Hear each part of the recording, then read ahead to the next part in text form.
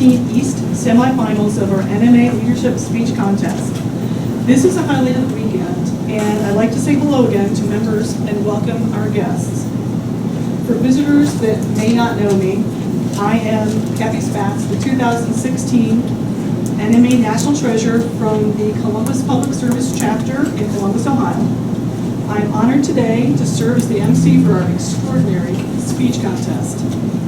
This afternoon, we have the distinct privilege of listening to 7 young adults who present a speech centered around the theme of leadership.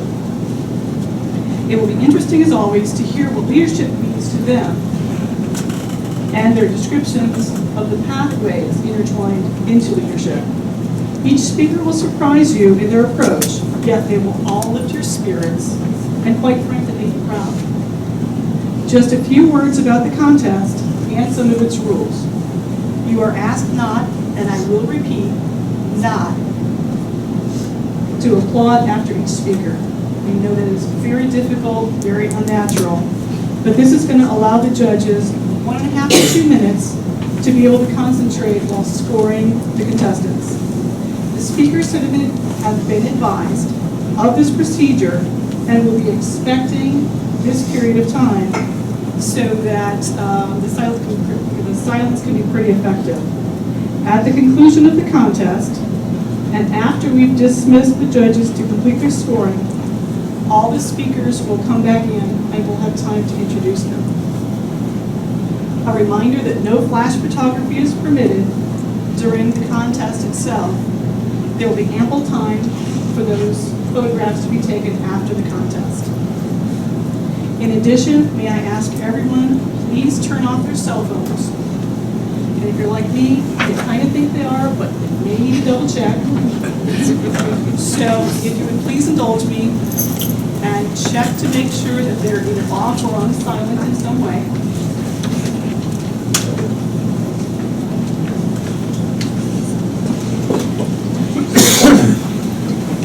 Thank you.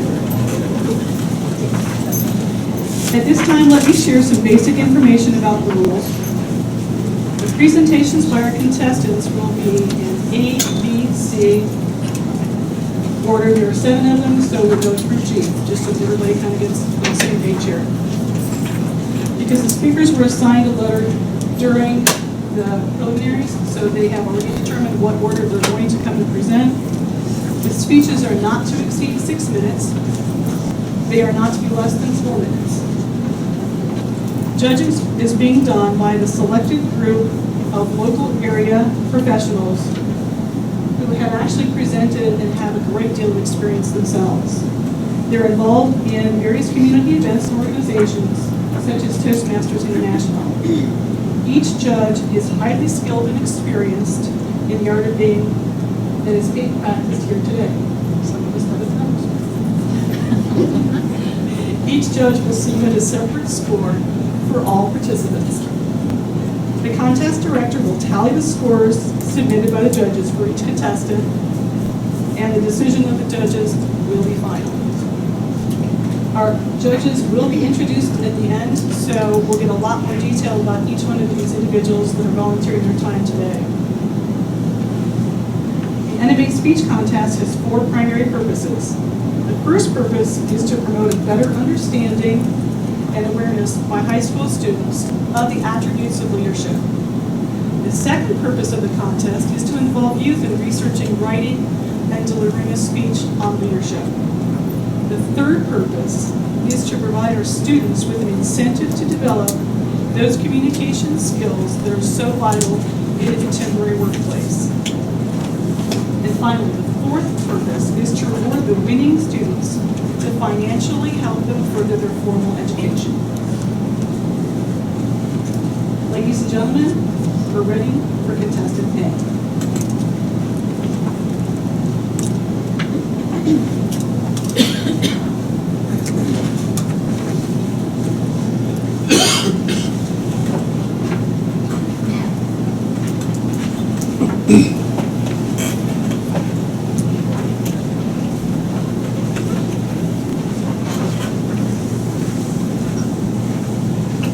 Hi everyone, I'm Contestant A.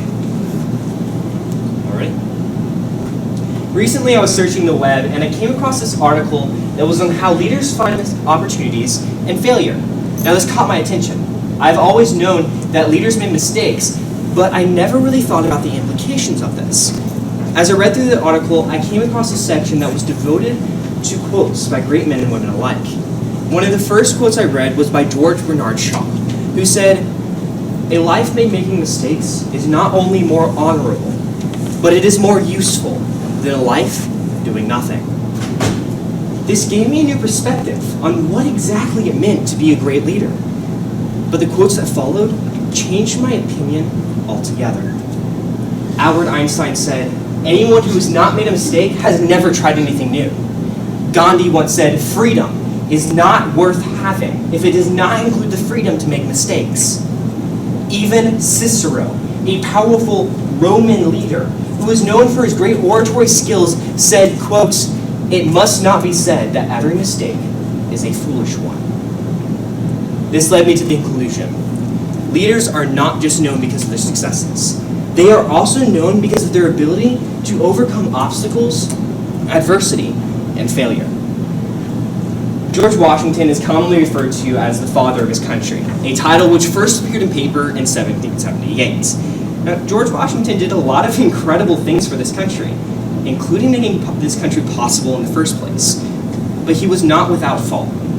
George Washington did make a lot of mistakes, as he was just human. But instead of letting these mistakes overcome him, he decided to learn from them. One of his greatest mistakes was in the Battle of New York. George Washington had just had a comprehensive victory in Boston. Well, he marched his troops on to New York, where he expected they would attack next. And that's exactly where the British came back to. The British offered a pardon to any one of George Washington's men who was willing to lay down their weapons. George Washington stood gallantly, and he said, "Those who have committed no fault want no pardon." And so he began to prepare his men for battle. During this time, he made a judgment call, one that would prove to be quite fatal. You see, he assumed that the British would attack just as they always had, head on. But the British had learned from their mistakes in Boston, and they didn't do this time. When the mistake was realized, there was nothing more to do but stand atop a hill and watch as 2,000 of his men got separated from his army and surrounded. Every single last one of them fought to the death. Good God, what brave fellows I must lose, was all that George Washington could say. I cannot imagine the weight that this mistake must have had on him. Most men would cower in fear of him, but not George Washington. He made the decision to learn from this mistake, and even when the French offered him the troops and gave him the numbers to fight a battle head-on with the British and win, George Washington never again fought a battle head-on. He learned from his mistakes, and because of it, he is now known today as the father of his country. But George Washington isn't the only great leader who made mistakes. Let's take a step forward 2 centuries to another of America's incredible leaders, Reverend Martin Luther King Jr., who is known for his great efforts in desegregation. One of the first places he protested at was Albany. Now, of course, this protest wasn't his mistake. His mistake was the manner in which he took on desegregation. He said himself, quote, "The mistake I made there was in protesting segregation generally, rather than focusing on a single and distinct facet of it." While in jail, King recognized his mistake, and he decided to learn from it. When he joined his friends in Birmingham, he made sure that the desegregation was focused on one thing, the protest against downtown merchants. King, however, did end up in jail again, and did once again face failure. But he decided to take this time to write his famous letters from Birmingham jail. And he used those as a springboard to launch his famous March on Washington, D.C., and eventually deliver his famous "I Have a Dream" speech. The rest is history. Henry Ford once said, "Even a mistake may turn out to be the one thing necessary to a worthwhile achievement." And he most certainly wasn't wrong. History is made up of men and women just like us in this room today. We each come into this world the same way. And while we travel different journeys, we are all marked on how we respond to our mistakes. I encourage all of us to look at the great examples of George Washington and Dr. King. They decided to learn from their mistakes. They learned from their obstacles, and because of their persistence in the face of adversity, their efforts were not in vain. These men changed America. That is great leadership. Thank you.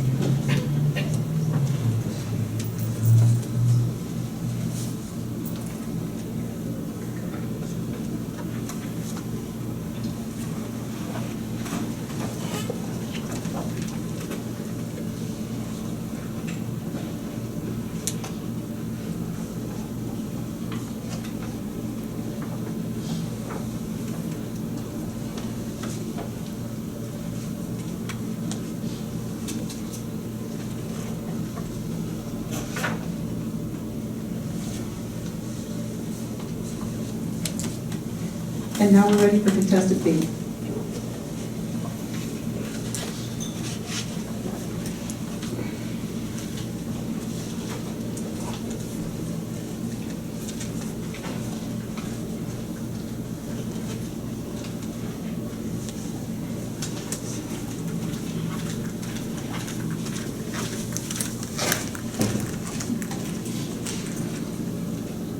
Vincent van Gogh once said, "Great things don't happen by impulse, but by a series of small events."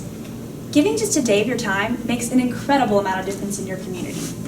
Each community has different needs, and those needs are constantly changing. Research has shown that youth who spend just 1 hour a week volunteering are 50% less likely to abuse drugs or engage in destructive behavior.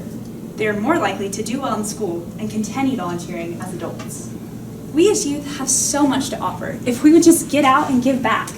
I believe that youth are the key to developing multi-generations of a service-oriented community. We are truly a great underutilized asset. Leadership is not a position, but rather an action.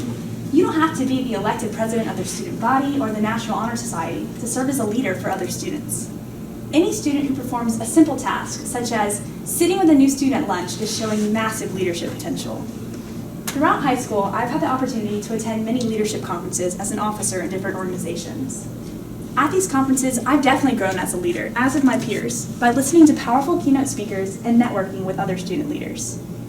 I've noticed that a lot of these keynote speakers tell us to go out in the world and make a difference, but they don't exactly identify a path that can be followed. Maybe they want to emphasize that there are many routes, each one appropriate in a different way to the individual traveler. However, through my personal experience involving youth in service, I have found it most effective to actually identify a hands-on service project in which they can be directly engaged. That way, they can measure the impact of their contributions. My personal favorite way to put my leadership skills into action is through service work. With the help of my community, I have created and implemented a leadership through service curriculum that aims to build leadership qualities in elementary school children. This works in a 3-step process. First, by introducing the concept of a positive and a respectful environment. Second, by building on that through a variety of team building exercises. And third, by putting these newly acquired skills into action through a tangible hands-on service project that encourages students to work together as a classroom and collect shoes for the nonprofit organization Souls for Souls. I am very proud of my curriculum because I've seen students as young as 1st grade develop into moral leaders. Plus, the service project aspect provides an important benefit to thousands of people around the world. I think it's very easy for all of us, myself included, to take for granted the things that we have that others elsewhere don't. Electricity, running water, access to education, shoes. There's little I can do about the others, but I can definitely help collect shoes. Shoelessness encourages disease, discourages employability, and hampers the ability of a child to attend school in the third world. Knowing that students anywhere are denied access to education because of something as simple as lacking a pair of shoes has led me to organize the collection of over 15,000 pairs of shoes over the past 5 years to help these kids in need. As co-president of the Red Cross Youth Board, I've had the privilege of leading over 500 elementary-age students within the last 5 months through a program called ELDC, Elementary Leadership Development Conferences. We host day-long conferences, and through fun activities, insightful lessons, and great camaraderie, we show them the importance of service and leadership. I personally taught classes on team building, anti-bullying, and my favorite, leadership. Our goal is to show these kids that being a leader is cool. By doing our part to help those around us, we really can change the world, no matter what age we are. Now, sometimes adults don't get the real picture of youth in our community, but I'm here to tell you that I am just one of the many that are striving to be leaders of service. As Margaret Mead once said, never doubt that a small group of thoughtful, committed citizens can change the world. Indeed, it's the only thing that ever has.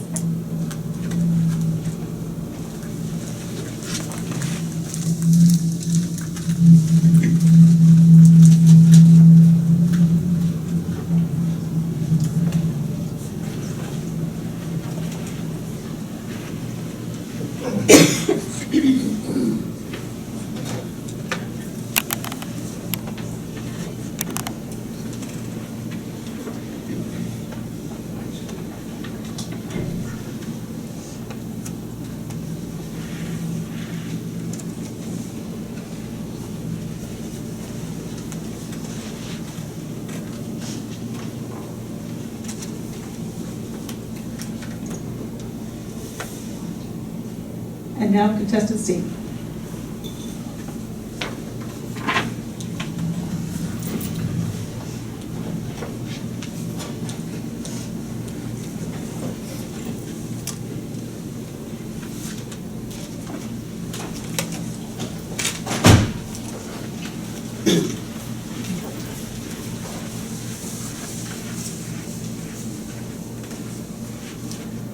What's right isn't always popular.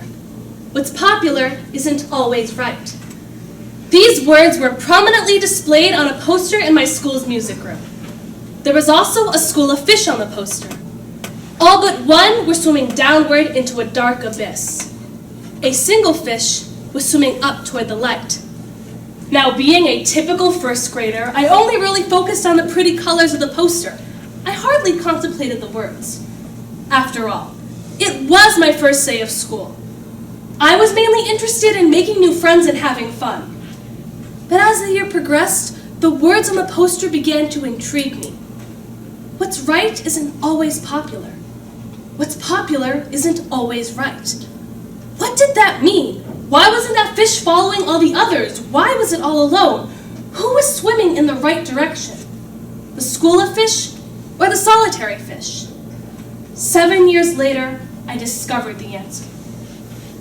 During 8th grade, my reading teacher assigned me and 2 classmates the challenge of writing, producing, and directing a play for our class.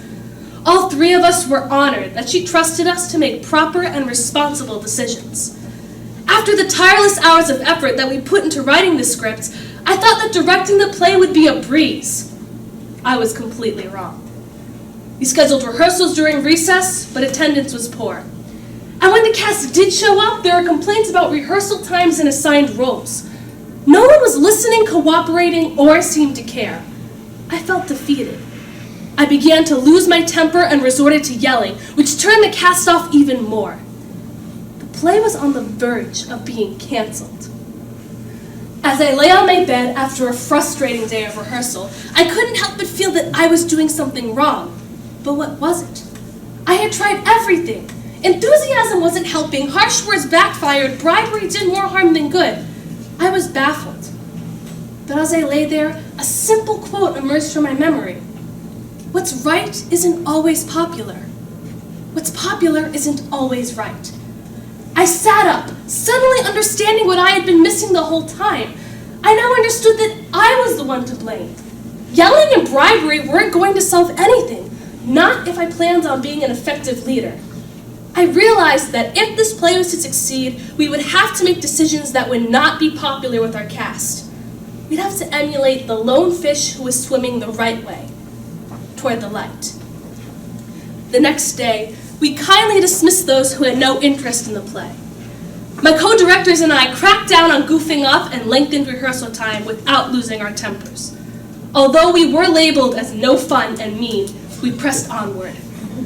Our decisions may not have been popular, but at least we knew they were right. The lesson that I learned began to rub off on the cast. Play rehearsals improved and the cast became more enthusiastic. What was once an impending disaster was turning into a success story. The day of the performance arrived and it was a hit. Everyone was complimenting us on our teamwork and efficiency, and we were the talk of the entire school. The quote once again resurfaced. What's right isn't always popular. What's popular isn't always right. I now understood what true leaders are made of. Now, those striving to become leaders can draw from the qualities of past leaders. Some aim to be magnanimous like George Washington. Others want to be firm like Theodore Roosevelt. And some want to be humble like Abraham Lincoln. These qualities are all important, but the one I admire most is the ability to make difficult decisions. President Ronald Reagan is the perfect example of a leader who exhibited this trait. Just 7 months into his first term in 1981, President Reagan was faced with a major predicament when 13,000 members of PATCO, the Professional Air Traffic Controllers Organization, illegally went on strike when their contracts expired. Now, President Reagan knew how stressful their job was, and he was ready and willing to compromise. He even offered them an 11% raise in wages. Among other things, the air traffic controllers demanded a 100% raise in wages, which would have resulted in American taxpayers having to pay over $700 million. Now, President Reagan could have given in to PATCO and ended the strike. He could have swum downward into the darkness with the rest, but he didn't. Since PATCO was unwilling to compromise and the strike was impacting national security, President Reagan gave the air traffic controllers 48 hours to return to work or lose their jobs. When the deadline expired, President Reagan kept his word and fired the 11,345 air traffic controllers who were still on strike. This was not a popular decision, and it pained the president to make it. But President Reagan stuck to his convictions and swam upward, saving us $700 million taxpayer dollars and safeguarding our national security. In the end, the ability to make difficult and unpopular decisions is what defines a leader to me. Whether it's in the course of directing a play or stopping a strike, everyone has the ability to step up to the plate and make decisions for the best. And when we are tempted to swim into the abyss with the rest, we can use a simple quote to help us stay our course. What's right isn't always popular. What's popular isn't always right. Remember, real leaders swim upward. Thank you.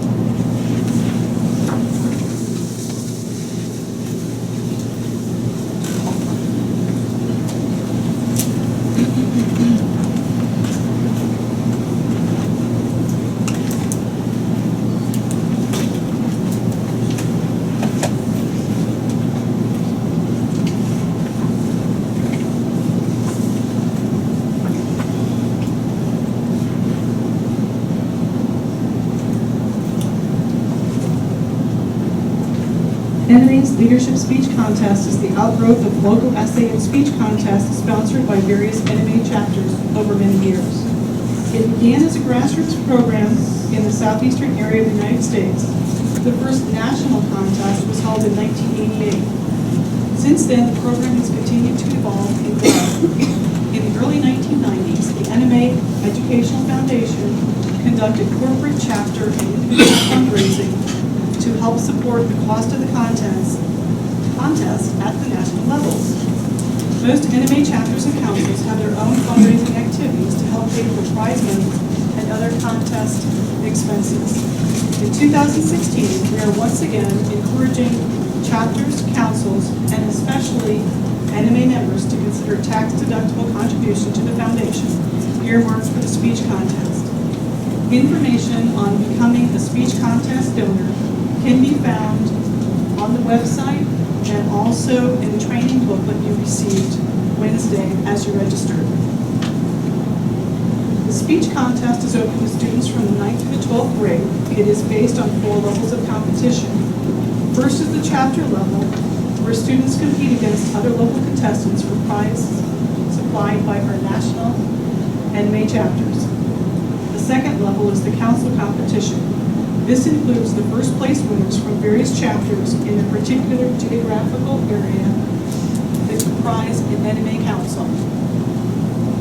If there is no council in that vicinity, chapter level winners can advance to speak at the chapter leader training, such as what's going on today, provided a waiver letter is submitted and approved at the NMA headquarters.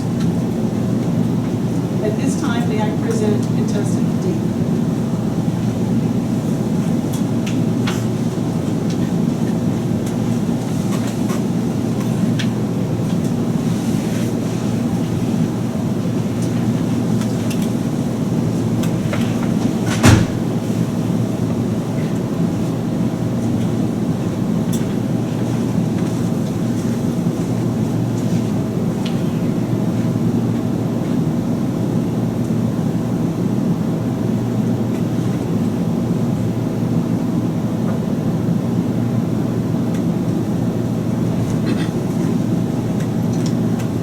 Psalm 37:11. But the meek shall inherit the earth, and shall delight themselves in the abundance of peace. A popular verse, whose recitation will never cease. But what does it mean? Meek, showing or having a gentle nature. Peace, a state of no war, of no fighting. The gentle shall relish a world in which peace is achieved.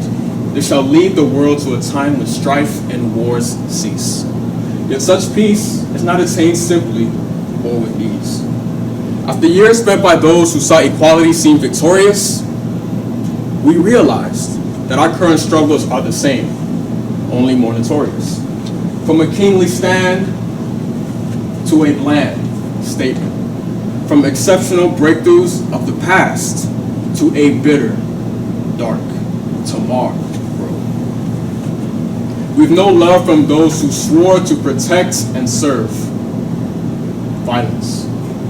Even worse, we've seen explosive hates all over the world, even in the city of love, ISIS.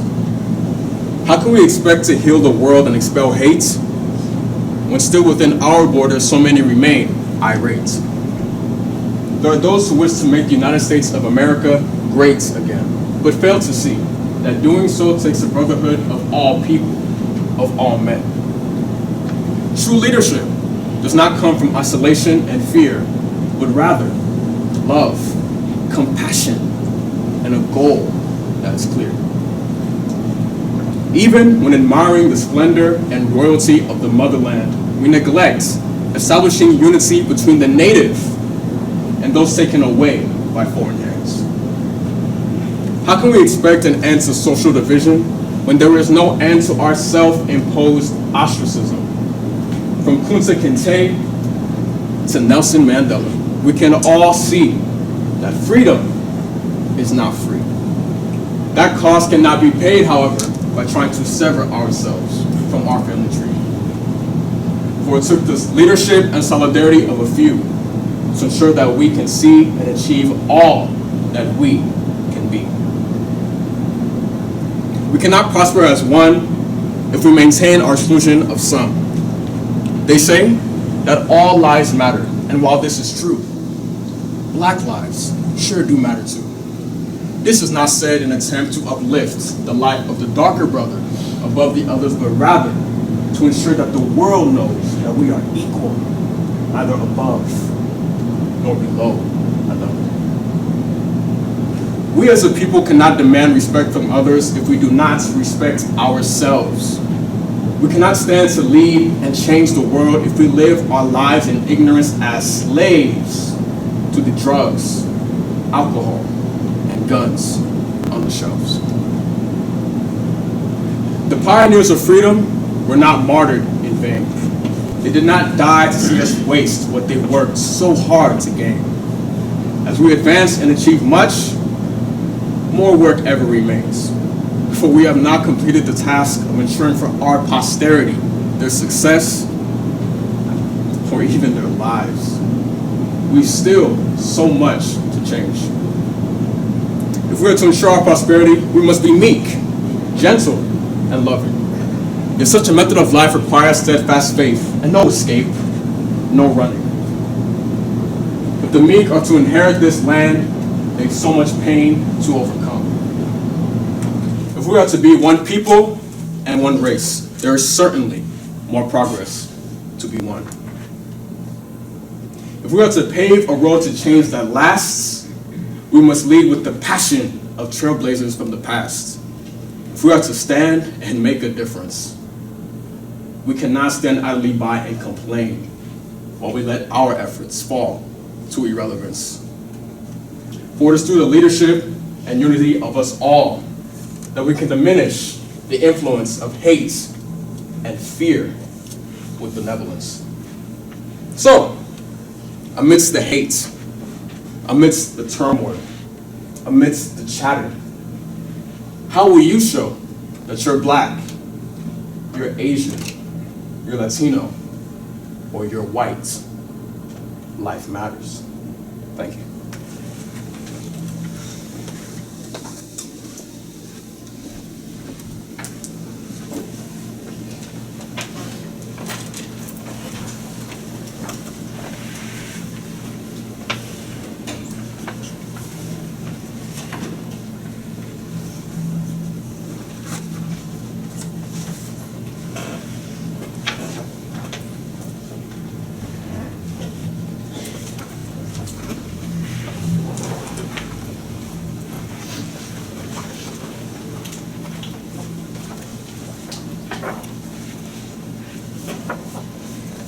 At this time, I present Contestant E.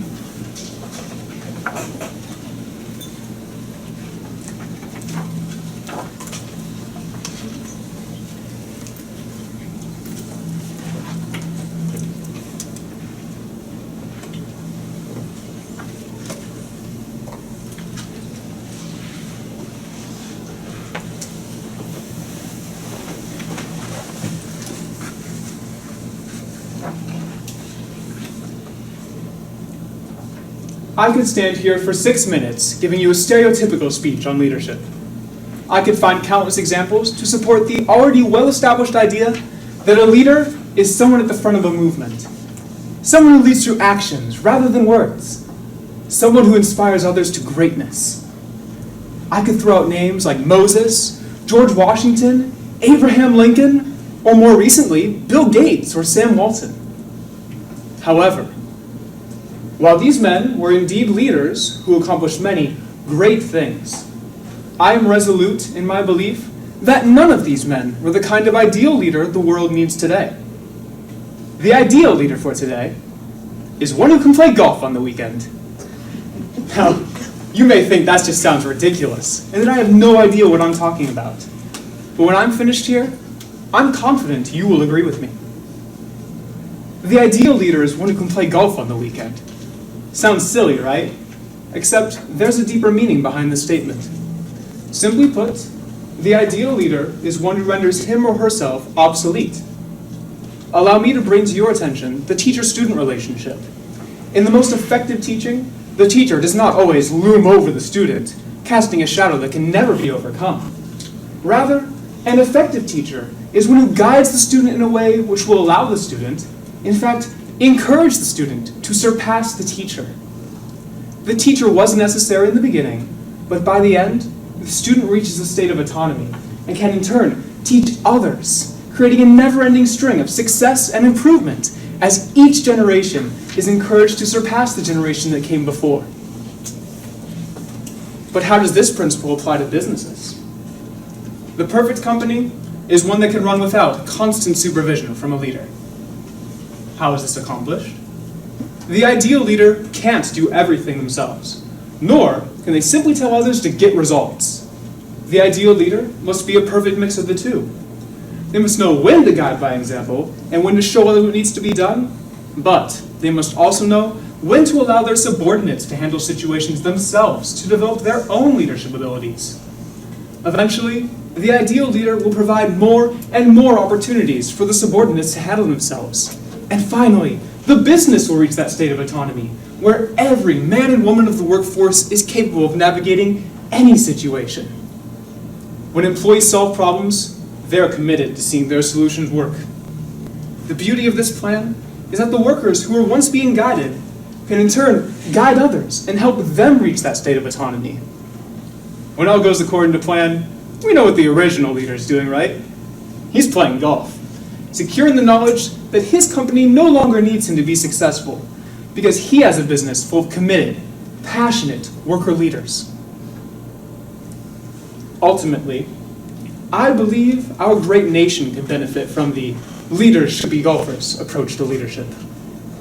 It was Henry David Thoreau who first wrote in his famous dissertation, Civil Disobedience, that government is best which governs not at all, and when men are prepared for it, that is the kind of government which they will have. Thoreau was not advocating anarchy. He was advocating a nation where all people were trained to be leaders, where all people were committed about solving the nation's problems, where all people were passionate about what they were doing. This means our government needs to provide economic opportunities for its citizens, encourage them to create businesses and provide services, and then step out of the way and allow them to problem solve for themselves and to become autonomous. Then, as autonomous leaders, these businesses need to provide economic opportunities for their workers by providing a competitive wage and benefits that will provide for basic human needs. Then, these workers have been shown the way by their business leaders, need to become leaders in their communities, teaching others to be problem solvers, committed workers, and law-abiding citizens. We need leaders who are committed and passionate, not just in the White House and in Congress, but in all of America's White Houses and in all congregations of Americans. So what makes a good leader? Someone who believes that a leader's job is to teach others, to nurture their abilities, to ignite their passions, and to inspire them to become leaders who will perpetuate the process of teach, nurture, ignite, and inspire. Oh yeah, and a good leader will be able to play golf on the weekend. So how's your swing?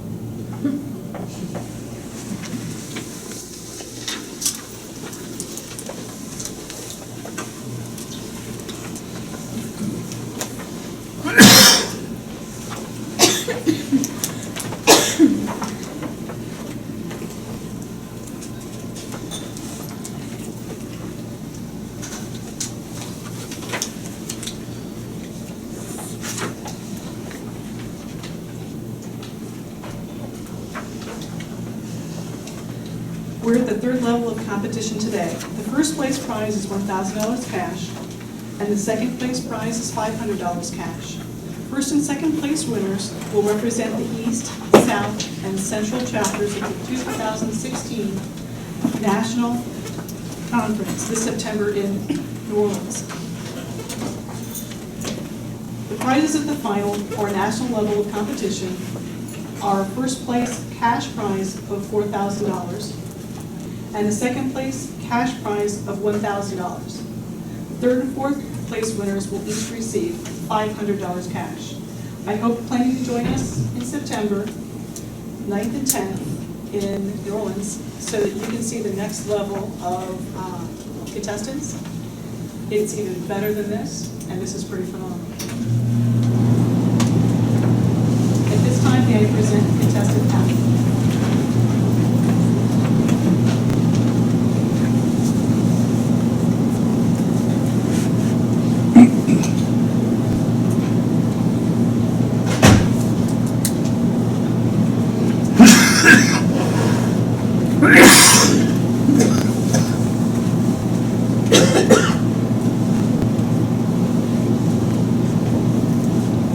Ladies and gentlemen, do many of you think that queen bees are the ideal leaders? They hold the hive together, encourage teamwork between the worker bees, and produce the next generation of the hive, right? Actually, queen honeybees probably only do one of these things, reproduce. The rest of the honeybee hive likely serves to boost the queen's image.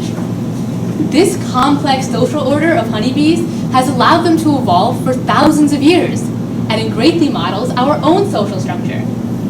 I am here to contend today that simply being the queen honeybee does not make the ideal leader. Good leaders dream big, but oftentimes the plans and ideas we have in our heads don't see fulfillment. It is easy for society to write off teenagers as starry-eyed and silly, but I am starting to learn that age is not a barrier to being a leader. In middle school, I was a leader that jumped at every opportunity to assist others. I had created a brand for myself through my leadership. Then suddenly, I began high school where no one knew me. I found myself becoming less confident. But I fought back. I started Neuroscience Club at my high school this fall, although I faced a lot of skepticism. Neuroscience is hard to explain, but I have learned to convey it to others in a way that makes sense. I've also had to convince teachers, coax club members, and organize a board of directors. I've even had to explain to my parents why it was absolutely necessary to drive to the local pet store at 8 p.m. to buy crickets so that we could listen to the neurons firing in their legs the next day. I secured neurosurgery resident from the University of Michigan to come speak to our club, a result of dozens of emails since September. This experience has taught me the importance of persistence, and I'm helping people explore their interests. And our club is just getting started. Another thing I've learned about leadership is that sometimes the most important thing is being in the right place at the right time and rising to the occasion. For example, my brother, a 5th grader, participates in Science Olympiad, a nationwide science competition for kindergartners through 12th graders. Last year, one of the events he signed up for, Simple Machines, seemed as if it would have to be canceled because no adult had volunteered to coach. Even though I had no previous experience with Science Olympiad, I stepped up.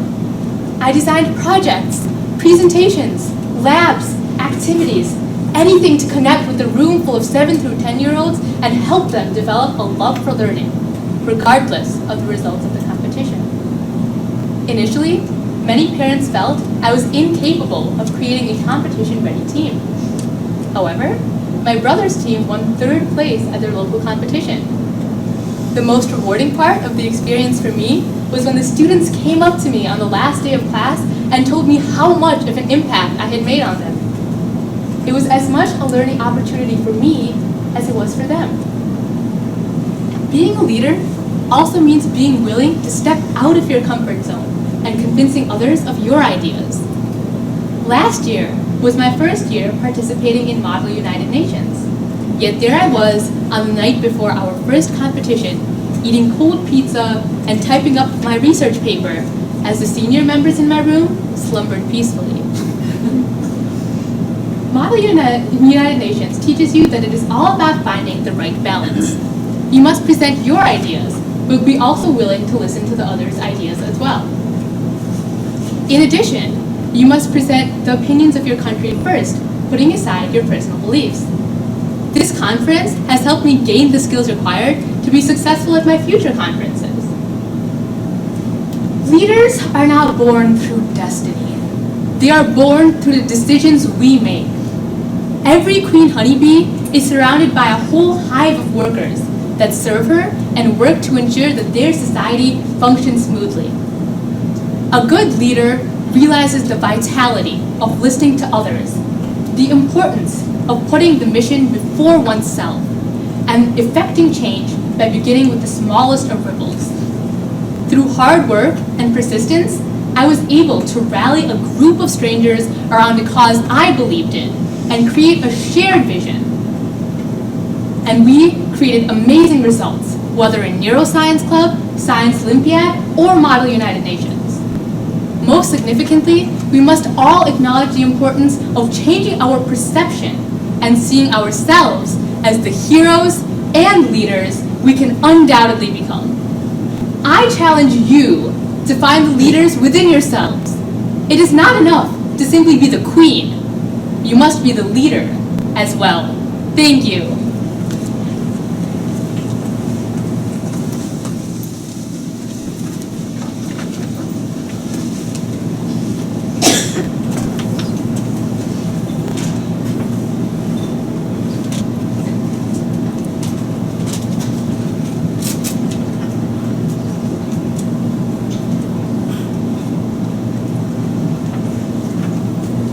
At this time, may I present Contestant G.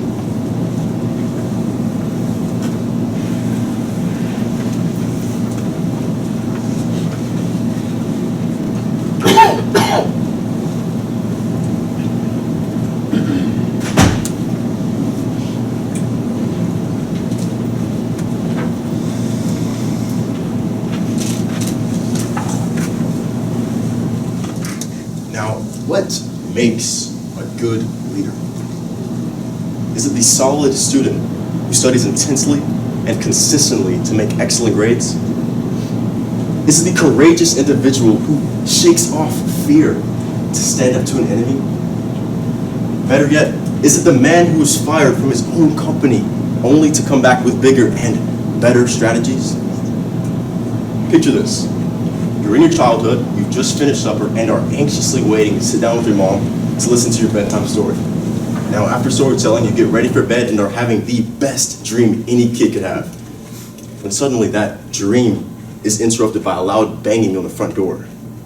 Now, adrenaline coursing through your veins, you wake up in a rush and are immediately dragged out of the house. Oblivious to what's going on, you are ordered silent and are beat beyond physical recognition. On August 28, 1955, a young man, Emmett Till, was murdered by men blind of human dignity. March 10, 2011, green grass, colorful leaves, blue skies, and life all around. Now, a boy had just finished his household chores and couldn't wait to enjoy nature's blessing. His day was set out. He was going to play with some friends at noon and then catch a movie later that evening. His life couldn't have been any better. Now, moments into stepping outside, the boy heard a loud scream from his mother. "Watch out!" When the boy looked up, he saw an empty Coca-Cola bottle headed towards his head, and he immediately ducked. When the boy looked up, he saw a red pickup truck speeding by with men in the back screaming, "Heads up, little boy." However, that little boy wasn't scared. That little boy was worried. He questioned the sick and perverted social and ethical values still in existence. That little boy was me. Now, you may be wondering, what is the link between Emmett Till and me? We both experienced racial adversity. The difference? I survived. That's it. Thus, there is a moral obligation for me to be the change agent that enhances my immediate surroundings and the lives of other people. You see, I accept wise counsel to seize every opportunity and to take nothing for granted. Now, truthfully, every human being has that same exact capacity. However, I feel compelled to serve others. Now that is the true characteristic of good leadership. He or she does this whether they're hailed as a hero or never publicly recognized. A hero does what is right, regardless of adversity and regardless of ridicule. An example, Oprah Winfrey. Now, this bright young woman was raped at a very, very young age, and she truly started from the bottom. At her inception, she worked in an unpopular AIM Chicago. Nevertheless, she put in the work, and she told the story for those who had no voice. Today, Mrs. Winfrey is known for her famous talk show, The Oprah Winfrey Show. Tom Cruise, 5'7", young male, again, was abused at a very, very young age. Now, Tom Cruise attributes his trust issues with moments where he and his father would be cool one second, and the next, his father would be bashing Cruise's head against a wall. Now, despite this intense adversity, Cruise refused to back down. In fact, he used this event to propel him. Cruise went on to win 3 Golden Globe Awards and is acknowledged as the wealthiest actor in Hollywood today. Now, what do these two icons have in common? Obviously adversity, right? But the bigger question, how do they fit in as good leaders? They both stood in the face of adversity. They both refused to become bitter. They became better and a source of betterment. They use their talents to enlighten, to encourage, and to empower others. Now, in order to guarantee that we save ourselves tomorrow, we must stand against adversity today. If every person in this room stands up to that disrespectful boss, that seemingly careless racial slur, or even that bully in your classroom, I can guarantee that that will be the result of a better world. I always tell the story, roughly 100 years before Christ was born, a man named Confucius preached, "What I hear, I forget. What I see, I remember. And what I remember, I do." Audience, we can have a nation of leaders or a nation of slaves afraid to stand up. The choice is ours. I've told you what needs to be done, and I've even shown you. But now is the time to do it. Thank you.